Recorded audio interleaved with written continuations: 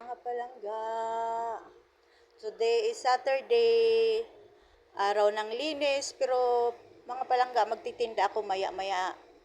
Kasi kunti lang man ang tinitinda ko pag Sabado. Siyempre, dagdag na din kita yon. Tapos habang nag-antay ako ng oras, naglilinis muna kasi Sabado ngayon.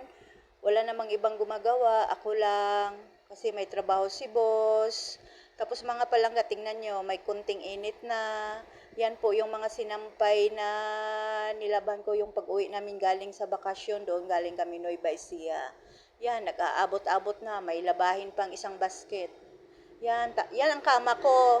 Kwarto ko, hindi pa nagawa yung kama dahil busy pa si boss. Ang dami pang naka-finding na trabaho. Kaya sabi ko, makaantay naman ako.